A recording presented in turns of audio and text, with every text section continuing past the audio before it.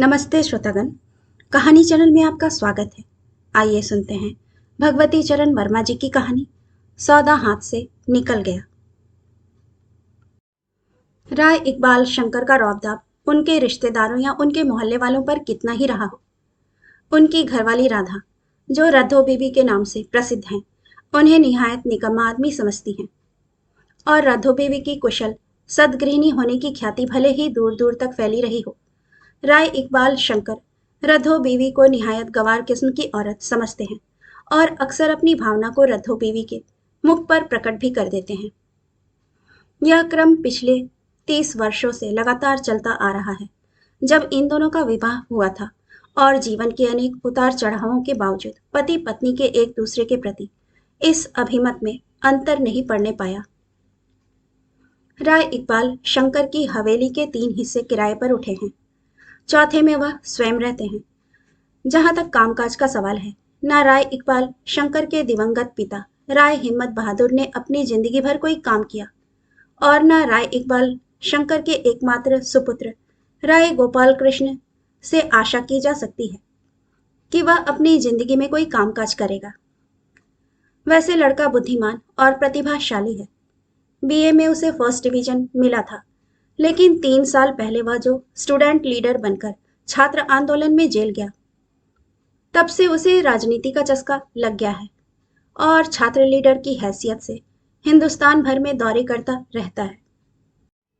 राय इकबाल शंकर के पास पुराने जमाने की एक ऑस्टिन कार है, जो महीने 15 दिन आराम करती है और बाकी दिनों में शहर का एक आध चक्कर लगा लेती है। राय इकबाल शंकर खुद ही उस कार को ड्राइव करते हैं, वरना 8-10 साल पहले ही वह कार कबाड़ी की दुकान में पहुंच गई होती। उनकी हवेली में उनके पिता के जमाने का एक टेलीफोन भी है, जिसका उपयोग बाहर वाले राय इकबाल शंकर से संपर्क स्थापित करने के लिए करते हैं। इस तरफ रद्धो बीबी ने ताला डाल रखा है और बहुत जरूरत पड़ने पर ही उसका ताला खोला जाता है। घर की व्यवस्था 16 आने रद्धो बीबी के हाथ में है, जिन्हें जिंदगी की गाड़ी घसीटनी पड़ती है। उस दिन सुबह के समय राय इकबाल शंकर जब नाश्ता करके उठे, उनके मन में आया कि शहर का एक चक्कर लगा लिया जाए। उन्होंने कार निकालने की कोशिश की, लेकिन कार की बैटरी डाउन थी। हवेली से निकलते ही उन्होंने एक रिक्शे वाले को रोका, लेकिन उसने गोकलागंज से हजरतगंज तक रिक्शे के किराए के रूप में जो 1 रुपया मांगा, तो राय इकबाल का पारा एकाएक चढ़ गया। उन्होंने तय किया कि मील सवा मील का रास्ता पैदल ही नाप लिया जाए। जाड़े के दिन सुबह का 9 बजे का समय, धूप बड़ी सुहानी थी और राय इकबाल शंकर अपने में ही मगन छड़ी हिलाते हुए चले जा रहे थे। एकाएक उनके पैर ठिठक गए। नवाब झम्मन के महल की ड्योढ़ी से हाशिम कबाड़ी निकल रहा था, अत्यंत प्रसन्नता और संतोष की मुद्रा में। उसके पीछे एक कूली के सिर पर लदी हुई एक बहुत ही बड़ी खाने की गोल मेज थी, जिसमें कुल 2 पाये लगे थे। तीसरा पाया हाशिम हाथ में लिए तलवार की तरह भांजता हुआ चल रहा था। उसके साथ राय इकबाल शंकर की पुरानी मुलाकात थी। उन्होंने बढ़कर हाशिम से कहा, बड़े खुश नजर आ रहे हो मियाँ, कोई अच्छा सौदा करके लौट रहे हो? हाशिम ने अपना फटा टनेटी वाला हाथ रोका, बड़े अदब के साथ झुककर राय इकबाल शंकर को सलाम किया। हुजूर की बात, अच्छे सौदे तो लद गए अंग्रेजों के साथ, जब एक से एक जरीक बारीक चीजें कौड़ियों के मोल मिल जाया करती थी। अब तो रह गए हैं बिगड़े हुए फटेहाल नवाब और रईस, खुद खाने पीने के मोहताज। तो अब सिवा टूटे फूटे कबाड़ के रखा क्या है? अब देखिए ना, यह 3 टांग की मेज, उस पर एक टांग टूटी हुई, यानी बिल्कुल अलग। नवाब झम्मन की बेगम से बस इतना सौदा हुआ है। राय इकबाल शंकर ने मेज पर नजर डाली। उन्होंने अंदाजा तो मेज बड़ी पुरानी यानी बाबा आदम के जमाने की लगी, लेकिन अजीब ढंग की। ऐसी मेज उन्होंने जिंदगी में पहले कभी ना देखी थी, कोयले की तरह काली। लेकिन उन्होंने भांप लिया कि मेज पर किसी तरह का रंग या रोगन नहीं चढ़ा है, वह तो लकड़ी का रंग ही काला है, यानी असली आबनूस की लकड़ी। अपने भाव उन्होंने प्रकट नहीं होने दिए। वह बोले, ठीक कहते हैं हाशिम मियाँ, भला यह कोई मेज हुई 3 पाये वाली और उस पर 1 पाया अलग? एकाएक हाशिम का स्वर बदल गया। असली आबनूस की लकड़ी की है हुजूर। हाशिम की नजर धोखा नहीं खा सकती, तभी उसने 20 रुपया गड़ाप से थमा दिए बेगम साहिबा को। नवाब साहिब बेचारे तो 4 दिन से बेहोश ही पड़े हैं। खुदा जाने कब उनकी जान निकल जाए। मेज का जिक्र सुनकर जैसे कुछ देर के लिए उन्हें होश आ गया हो, कुछ बड़बड़ाए। हमें तो सिर्फ इतना सुनाई पड़ा, नसीरुद्दीन हैदर, नसीरुद्दीन, और फिर तुरंत बेहोश हो गए। तो हम तो यह मेज लदवाकर चल पड़े। रुपया 8 आना देकर जो मन बढ़े इसे इसकी टांग ठुकवा लेंगे, तो न खास कि बाजार में कोई भी माई का लाल इसे हंसते खेलते खरीद के ले जाएगा। हरा इकबाल शंकर ने मन ही मन हिसाब लगाया। फिर उन्होंने अपनी जेब से अपनी कुल पूंजी निकाली। 2 10-10 रुपए के नोट, एक 5 का और 6 1-1 के। उन्होंने 25 रुपयों के नोट हाशिम के हाथ में थमाते हुए कहा, इस सब झमेले में कहाँ फंसोगे हाशिम मियाँ? इस मेज को बेचने के लिए तुम्हें साल 6 महीने का इंतजार भी करना पड़ सकता है। तो लो ये 25 रुपए और मेज मेरे यहाँ पहुंचा दो। मेज क्या, मैं तो लकड़ी के दाम दे रहा हूं तुम्हें। हाशिम ने नवाब झम्मन की बेगम से 15 रुपयों में वह मेज खरीदी थी। उसने 25 लेते हुए कहा, हुजूर की बात भला हम टाल सकते हैं? जब आपको यह मेज पसंद आ गई तब आपकी हुई। और हाशिम ने वह मेज राय इकबाल शंकर के घर पहुंचा दी। रद्दो बीबी ने जो मेज देखी तो जलकर खाक हो गई। यह 2 टांग की काली कलुटी मेज कहाँ से यह कबाड़ उठा लाए? मैं कहती हूँ, ज्यों ज्यों आपकी उम्र बढ़ती जा रही है त्यों त्यों आपकी अकल घटती जा रही है। जहां से लाए वहीं वापस कर आइए। घर में रुपए नहीं है, परसों राशन मंगवाना है। राय इकबाल शंकर ने अपनी गलती महसूस की, लेकिन रद्दो बीबी का पारा देखकर हाशिम वहां से चुपचाप खिसक गया था। एक खिसियाहट में भरी मुस्कान के साथ राय इकबाल शंकर ने रद्दो बीबी से कहा, अब तो खरीद ही ली है मैंने यह मेज, वापस करने का सवाल ही नहीं उठता। तो सामान की कोठरी में रखवा दो। मेरा मन कहता है सौदा बेजा नहीं किया है मैंने। और इसके पहले कि रद्दो बीबी और कुछ कहे, वह अपनी छड़ी घुमाते हुए घर से निकल पड़े। राय इकबाल शंकर से जयसुख मिर्चंदानी की मित्रता कब और कैसे हुई, इस कहानी से इस बात का कोई संबंध नहीं है, लेकिन इतना बतला देना आवश्यक होगा कि जयसुख मिर्चंदानी अंतर्राष्ट्रीय ख्याति की क्यारियों के व्यापारी हैं और दिल्ली में उनकी बहुत बड़ी क्यारियों की दुकान है। साल में 3-3 महीने वह यूरोप और अमेरिका में रहते हैं। 3 महीने हिंदुस्तान के विभिन्न भागों का दौरा करते हैं। लाखों और करोड़ों का सौदा वह हर साल कर लेते हैं। उस दिन दोपहर के समय भोजन करके राय इकबाल शंकर एक नींद लेने की सोच रहे थे। उनके टेलीफोन की घंटी बजी। राय इकबाल शंकर ने टेलीफोन उठाया। हेलो, अरे जयसुख भाई, आप दिल्ली से बोल रहे हैं या लखनऊ से? लखनऊ से। तो अब आए आप? सुबह के वक्त, मेरी बड़ी किस्मत। हाँ हाँ, रात का खाना मेरे गरीब खाने में ही रहेगा। शाम 5 बजे तक मैं आपके होटल में पहुंच जाऊंगा। और राय इकबाल शंकर ने फोन रख दिया।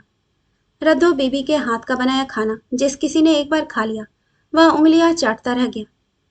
राय इकबाल शंकर ने रद्दो बीबी को आवाज दी, अजी सुनती हो, वह जयसुख मिर्चंदानी आया है लखनऊ।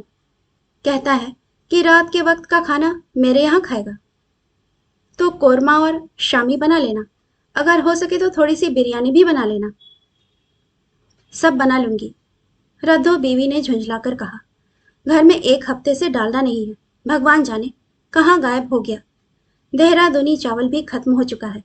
और आप आओ देखते हैं ना ताओ, लोगों को न्योते देते हैं। राय इकबाल शंकर मुस्कुराए, अरे मुझे तो तुम्हारा भरोसा है, भला उस साले मीर चंदानी को तुम्हारे हाथ से बनाए खाने के मुकाबले का खाना कहाँ नसीब होगा। तो भाई तुम्ही को इंतजाम करना है, मुझे तो नींद आ रही है, थोड़ा आराम करके उसके यहाँ 5 बजे तक पहुंचना है मुझे।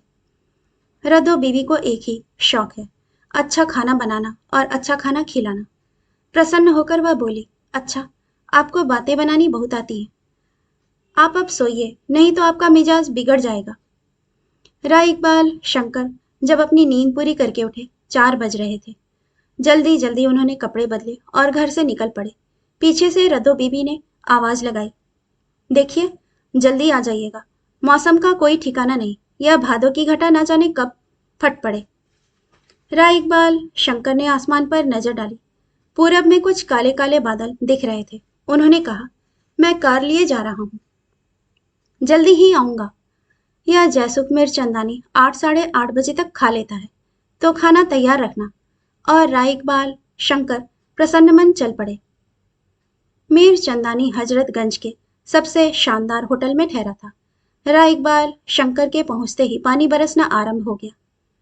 मीर चंदानी ने राय इकबाल शंकर का स्वागत किया। यह साला मौसम भी कितना खूबसूरत है राय साहिब, तो हमने सोचा कि बरसात का मजा लखनऊ में उठावें। दिल्ली में तो काम करते करते कवाड़ा निकल जाता है। और उसने बेहरा से 6 बोतलें सोडा की मंगाकर अपने सूटकेस से स्कॉच विस्की का एक अद्धा निकाला। दोनों अब इत्मीनान के साथ बैठकर बात करने लगे। राय इकबाल शंकर ने पूछा, कहो मीर चंदानी, आज लखनऊ में कुछ काम बना? काम क्या बनेगा साला, हर एक आदमी 420 हो गया है। बड़ा बड़ा अफसर और मिनिस्टर तलक सब जाली माल भेड़ना चाहता है मीर चंदानी के हाथ। वह साला गेंदालाल जरदारी का जमा लाया, बोला आसुफदौला का है। यह नहीं सोचा कि ढाका की मलमल और कोहिनूर मिल की मलमल में जमीन आसमान का फर्क होता है। और वह मीर सज्जाद अली 12 तस्वीर लाया, बोला राजपूत कला का है, बिल्कुल नकल, मुश्किल से 70-80 साल पुराना माल। वो तुम्हारा आर्ट कॉलेज का डायरेक्टर लंबी लंबी बातें करता है, लेक्चर झाड़ता है ऊपर से। ना बाबा, जी होता है लखनऊ छोड़कर चला जाऊं और फिर यहाँ आने का नाम ना लूं। सब साला कबाड़ा। यह तो बुरा हुआ, राय इकबाल ने अपनी ग्लास से एक लंबा घूंट लेते हुए कहा। अरे हमारा जिगरी दोस्त राय इकबाल शंकर तो है यहाँ, तो उससे मिलना हो गया। फिर यह खूबसूरत मौसम, यह खूबसूरत शहर। रही 420 की बात, तो वह दुनिया भर में फैली है। अपना तो धंधा ही पूरा 420 का है। मीर चंदानी जोर से हंस पड़ा। फिक्र न करो, कल सुबह के प्लेन से हम कलकत्ता के लिए रवाना। लखनऊ में काम ना बना तो ना बना। एकाएक राय इकबाल शंकर को उस आबनूस की मेज की याद आ गई जो उन्होंने हाशिम कबाड़ी से खरीदी थी और उनकी कबाड़ की कोठरी में पड़ी थी और जिसके संबंध में वह भूल गए थे। कुछ हिचकिचाते हुए उन्होंने कहा, मीर चंदानी, एक आबनूस की डाइनिंग मेज मेरे हाथ लग गई है, बहुत बड़ी और गोल। 8 आदमी उसके इर्द गिर्द बैठकर खाना खा सकते हैं। और इतनी बड़ी मेज, लेकिन कुल 3 पाए हैं उसमें। क्या बकता है राय इकबाल शंकर, आबनूस की इतनी बड़ी मेज और उसमें 3 पाए? दिमाग सही है? दिमाग बिल्कुल सही है। मेरे घर पर पड़ी, उसका एक पाया अलग हो गया। मैं किसी अच्छे कारीगर से फिट कराने ही वाला था कि मेज का वजूद ही दिमाग से निकल गया। यह मेज तुम्हें कहाँ से मिली? अब मीर चंदानी के स्वर में उत्सुकता थी। यहाँ एक नवाब झम्मन थे, अभी कुछ दिन पहले उनकी मृत्यु हो गई है। उनके यहाँ से। यह नवाब झम्मन अवध के किसी बादशाह के रिश्तेदार होते थे, शायद नसीरुद्दीन हैदर के साले के पोते थे। उन्हीं के यहाँ पड़ी थी। मैं उसे उनकी बेगम से खरीद लाया था। उस वक्त नवाब झम्मन बेहोश पड़े थे। एकाएक मीर चंदानी का चेहरा गंभीर हो गया। क्या कहा? नसीरुद्दीन हैदर के साले के खानदान वालों से यह मेज मिली है तुम्हें? आबनूस की लकड़ी है और उसमें सिर्फ 3 पाए हैं। और फिर जैसे उसने अपने से ही कहा, क्या यह संभव है? क्या यह संभव है? और मीर चंदानी ने अपनी आंखें बंद कर ली, जैसे उसे नींद आ गई हो। राय इकबाल शंकर आश्चर्य से मीर चंदानी को देख रहे थे। उन्होंने कहा, क्या सो गए मीर चंदानी? मीर चंदानी ने चौंक कर अपनी आंखें खोल दी। अब उनमें बेहतर चमक आ गई थी। वह बोला, राय इकबाल शंकर, अगर यह माल असली है तो वाकई बड़ा कीमती है। मैं याद कर रहा था कि मैंने कहाँ पढ़ा या सुना था। किस्सा यह है कि नेपोलियन ने ऑस्ट्रिया हंगरी के शहंशाह की बेटी जोजेफिन से शादी की थी। तब जोजेफिन के साथ एक बढ़ई ऑस्ट्रिया से आया था। शायद वह बवेरिया का रहने वाला था। कुछ पागल सा आदमी था वह। उसका नाम था एल्बर्ट गुंथर। उसने एक ही डिजाइन की 3 मेजें बनाई थी, आबनूस की लकड़ी की।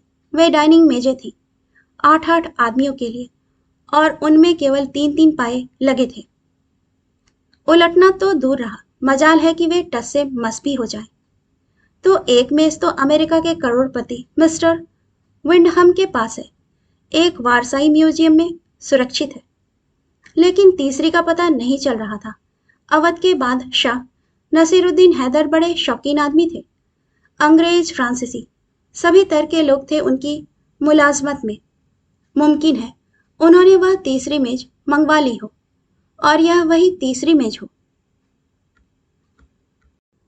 राय इकबाल शंकर का दिल अब बेतरह उछलने लगा था। उन्होंने दिल को थाम कर कहा, मीर चंदानी, मान लो यह वही मेज हुई।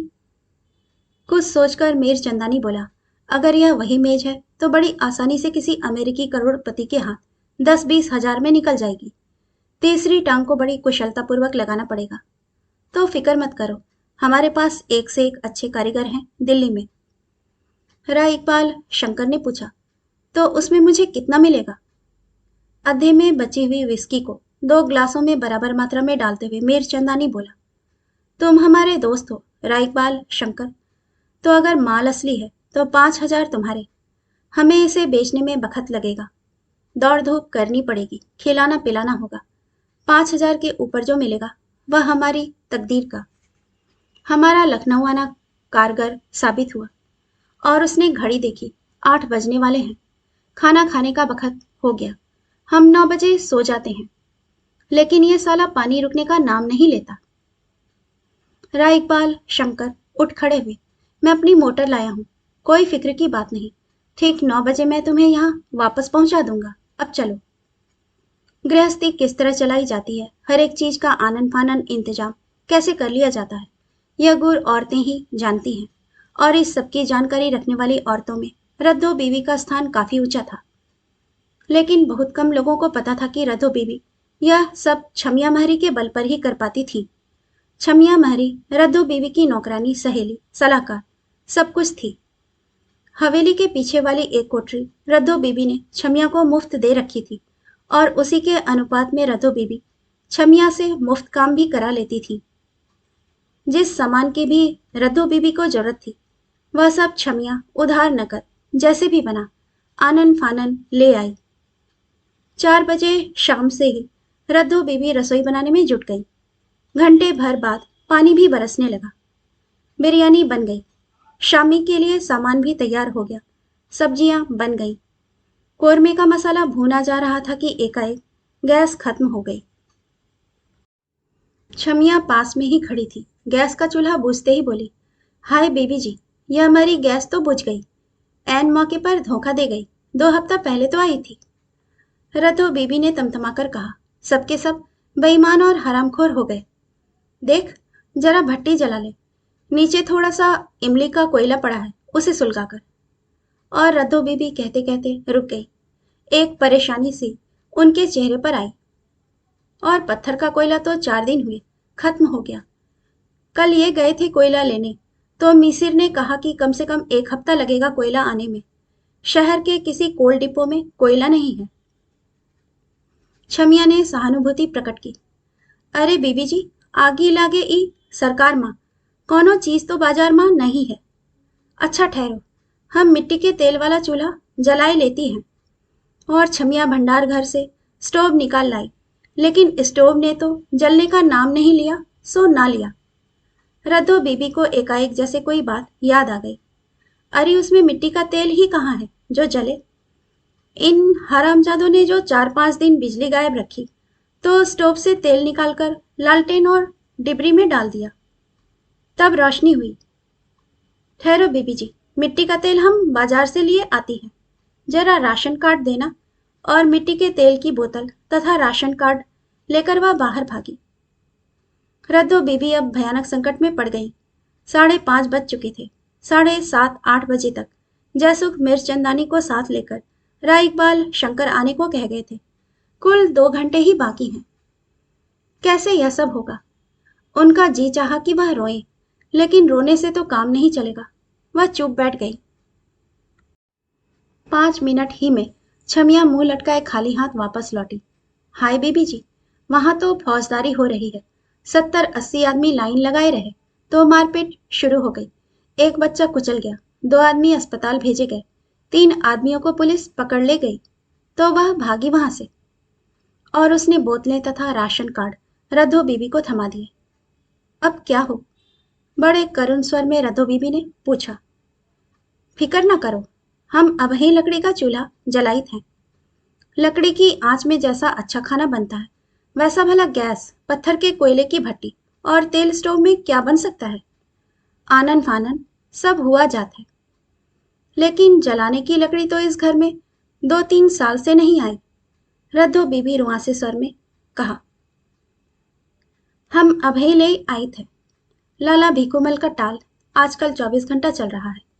न गैस, न कोयला, न मिट्टी का तेल। झक मार के लकड़ी खरीदी, लेकिन ऐसे दाम बढ़ा दिए हैं उस हरामजादे ने कि कुछ पूछो ना। हारे हुए स्वर में रद्धो बीबी ने कहा, जो हो, अब तो नाक का सवाल है, तो ले आ 5 सेर लकड़ियां। कल दौड़ धूप करके गैस, पत्थर के कोयले या मिट्टी का तेल का इंतजाम किया जाएगा। 10 मिनट के अंदर ही छमिया 5 सेर लकड़ियां ले आई। कागज और इमली के कोयले के सहारे लकड़ियां जलाई गई और देगची चूल्हे पर चढ़ गई। रसोई घर धुएं से भर गया। बरसात की गीली लकड़ियां, वह भी कच्ची, नई चीरी हुई, जलने का नाम न लेती थी। छमिया बोली, बीबी जी, ये लकड़ियां तो गीली हैं। इस चूल्हे में तो आधी रात तक भी खाना ना बन पाएगा। दौड़ के भीखूमल के यहाँ से सूखी लकड़ी ले आओ, रधो बीबी ने हुक्म दिया। अरे बीबी, बरसात में भला सूखी लकड़ी कहाँ मिलेगी। भीखूमल ने सूखी लकड़ी कह के तो यह लकड़ी दी है। फिर अब तो पानी भी जोर से गिरने लगा है, तो इन्हीं लकड़ियों से काम चलाना पड़ेगा, जैसे भी हो। रद्धो बीबी और छमिया महरी धुएं से दोनों की आंखें लाल हो रही थी। 60 वाट के बिजली के बल्ब का प्रकाश एक अंगारे के प्रकाश की भांति दिख रहा था। चूल्हा धौंकते धौंकते दोनों हाथ थक गए थे। चूल्हा फूंकते फूंकते दोनों की सांसें फूल रही थी। झल्लाकर रद्धो बीबी छमिया का हाथ पकड़कर रसोई घर से बाहर निकली। उन्होंने छमिया से कहा, खोलो उस कबाड़ की कोठरी को। पुरानी चारपाइयों के पटिए या पाए पड़े हैं, वे तो सूखे होंगे। 20-30 साल पुरानी लकड़ियां। छमिया खुशी से उछल पड़ी, वाह बीबी जी, यह बात खूब सूझी। आम और जामुन की लकड़ी बिल्कुल मशाल की तरह जलेगी। कोठरी खोली गई और तभी एक मेज का पाया छमिया के हाथ आ गया। छमिया बोली, अरे बीबी जी, यह टूटा पाया हाथ में लग गया है, बड़ा वजनी है, 5-6 सेर का होगा। बस बस, काम बन गया। रधो बीबी बोली, एकदम सूखी और बेकार लकड़ी है यह। चल रसोई घर में, जल्दी कर। लेकिन बीबी जी, इस पाए को चीरना बड़ा मुश्किल काम होगा। पत्थर की तरह ठोस है यह लकड़ी, छमिया ने चलते हुए कहा। अरे चल के चूल्हे में लगावे तो। एक दफे अगर जो इसने आग पकड़ ली तो बूझेगी नहीं। मैं पुरानी लकड़ियों को अच्छी तरह जानती हूँ। और मेज की टांग को लेकर दोनों रसोई घर में पहुंची। टांग चूल्हे में डाल दी गई। एक तरफ रद्दो बीबी ने पंखे से चूल्हा धौंकना आरंभ किया, तो दूसरी ओर छमिया महरी ने मुंह से चूल्हा फूंकना आरंभ किया। देखते क्या है कि 2 मिनट के अंदर ही मेज के पाये ने आग पकड़ ली और रसोई घर प्रकाश से जगमगा उठा। छमिया खुशी से चीख उठी, अरे बीबी, यह पाया तो मशाल की तरह जल रहा है। कैसी तेज आंच है, चलो काम बन गया। रद्धो बीबी भी चमक उठी। गैस के चूल्हे की भाप में इतनी आंच नहीं हो सकती। और फिर कैसे धीरे धीरे यह पाया जल रहा है। पूरा खाना इस एक टांग से बन जाएगा। बकायदा कोरमा बनाना आरंभ हो गया। उस समय घड़ी में 7:30 बज चुके थे। जिस समय जैसुख मिर्चंदानी को साथ लेकर राय इकबाल शंकर घर पहुंचे, पूरा खाना तैयार था, सिर्फ रोटियां सिकना बाकी था।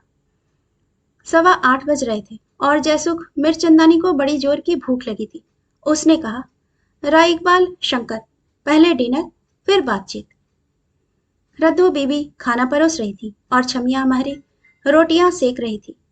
जैसुख मिर्चंदानी खाना खाता जाता था और खाना खाने की बेतहाशा तारीफ करता जाता था। आहा, क्या कोरमा, क्या शामी है। और ऐसी बिरयानी तो हमने कभी खाई ही नहीं। अगर स्वर्ग है तो इस लखनऊ में। और इधर रद्धो बीबी अपनी तारीफ सुनकर खुशी से फूली ना समा रही थी। खाना खाकर जैसुख मिर्चंदानी ने कहा, राय इकबाल शंकर, अब जरा वह तुम्हारी आबनूस की मेज भी देख ली जाए। राय इकबाल शंकर ने कबाड़ की कोठरी का दरवाजा खोला।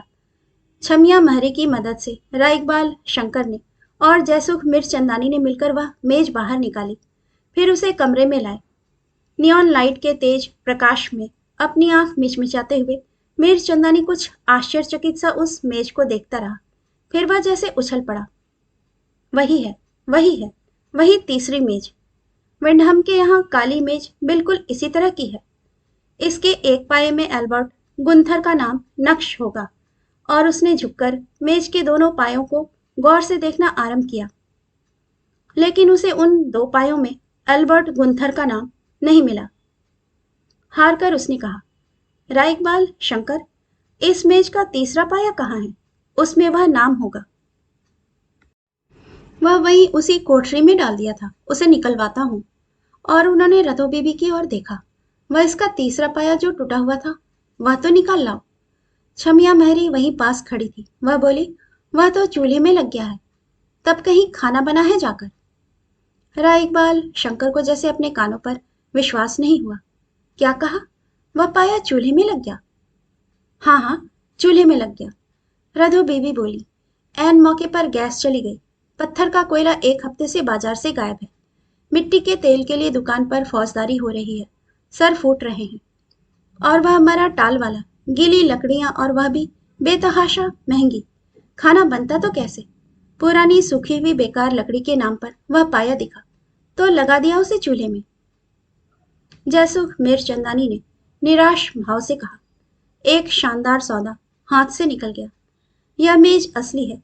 इसे साबित करने को कोई सबूत अब नहीं रह गया। राय इकबाल शंकर ने अपना माथा ठोंक लिया। अरे भली मानुष, पाया नहीं जला, 5,000 की रकम जल गई है मेरी।